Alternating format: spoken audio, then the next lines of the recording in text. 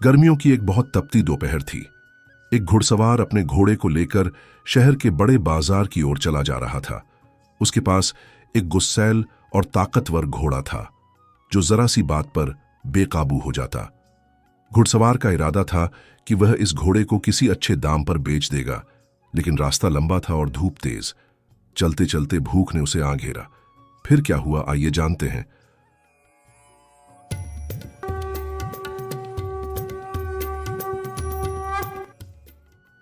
रास्ते में उसे एक सुंदर सा बाग मिला जहां घनी छांव और हरी घास थी।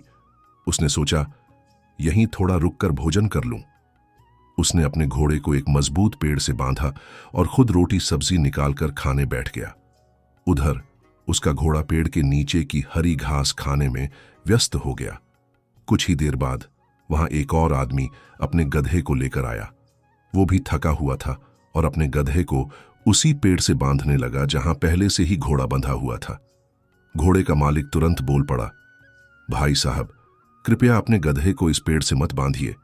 मेरा घोड़ा बहुत ही गुस्सैल है, वह आपके गधे को नुकसान पहुंचा सकता है। गधे का मालिक थोड़ा हंसा और बोला, अरे जनाब, ये पेड़ आपका थोड़ी है, ये तो सबके लिए है, मैं यहीं बांधूंगा। घोड़े का मालिक बोला, मैंने आपको सावधान कर दिया है, अगर कुछ गलत हुआ तो उसके जिम्मेदार आप होंगे। गधे का मालिक उसकी बातों को अनसुना करता हुआ गधे को पेड़ से बांध कर चला गया। घोड़ा पहले तो घास खाता रहा, पर जैसे ही गधा उसके पास आया, उसकी गुस्सैल प्रकृति जाग उठी। उसने गधे को देखते ही पीछे से लातें चलानी शुरू कर दी। बेचारा गधा दर्द से चिल्लाने लगा। घुड़सवार ने घोड़े को रोकने की कोशिश की, पर देर हो चुकी थी। घोड़े ने लात मार मार कर गधे को मार डाला। जब गधे का मालिक लौटा और अपने मरे हुए गधे को देखा तो उसका पारा चढ़ गया। वह चिल्लाया, अरे ये क्या किया? तुम्हारे घोड़े ने मेरे गधे को मार डाला। मुझे मेरे गधे की भरपाई दो, वरना मैं तुम्हें यहां से जाने नहीं दूंगा। घोड़े का मालिक शांत भाव से बोला, मैंने आपको पहले ही चेतावनी दी थी, आप नहीं माने।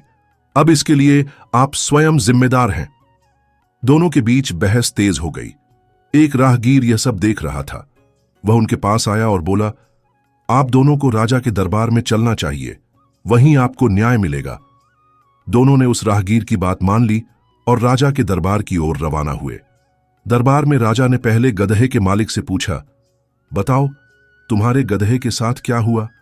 गधे का मालिक बोला, महाराज, मैं अपने गधे को एक पेड़ से बांधकर थोड़ी देर के लिए गया था। उस पेड़ से पहले से एक घोड़ा बंधा था, तभी घोड़ा पागल हो गया और मेरे गधे को मार डाला। राजा ने घोड़े के मालिक की ओर देखा और पूछा, क्या यह सच है? क्या तुम्हारे घोड़े ने ही गधे को मारा है? पर घोड़े का मालिक चुप रहा। राजा ने फिर पूछा, क्या तुम बहरे हो? क्या तुम गूंगे हो? घोड़े का मालिक फिर भी कुछ नहीं बोला। तभी गधे का मालिक बोल पड़ा, महाराज, यह झूठ बोल रहा है। दरअसल जब मैं गधे को पेड़ से बांध रहा था, तब यही व्यक्ति चिल्ला चिल्ला कर कह रहा था कि इसका घोड़ा गुस्सैल है और गधे को मार देगा। लेकिन अब यह आपके सामने चुप बनकर बैठ गया है। यह गूंगा बहरा नहीं है, बल्कि झूठ का सहारा ले रहा है। यह सुनकर घोड़े का मालिक मुस्कुराया और राजा से बोला, महाराज, मैं जानबूझकर चुप रहा ताकि यह व्यक्ति अपने मुंह से सच्चाई बोल दे, और इसने वही किया।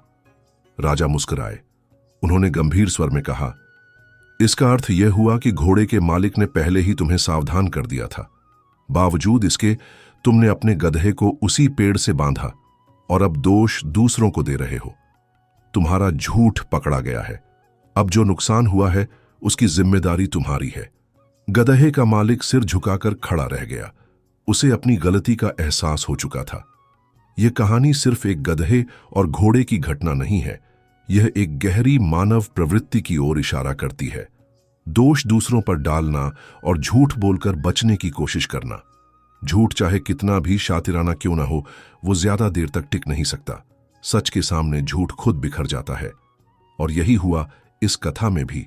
गधे का मालिक झूठ बोलते बोलते अपने ही शब्दों में फंस गया और न्याय का पलड़ा सच्चाई की ओर झुक गया।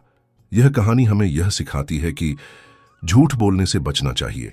यदि कोई पहले से सावधान कर दे तो उसकी बात माननी चाहिए।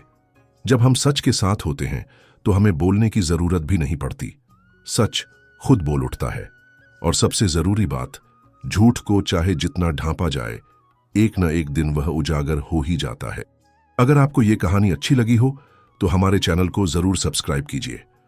हर कहानी के पीछे छिपा होता है एक सबक, एक सीख, जो जीवन के किसी मोड़ पर आपके काम आ सकती है।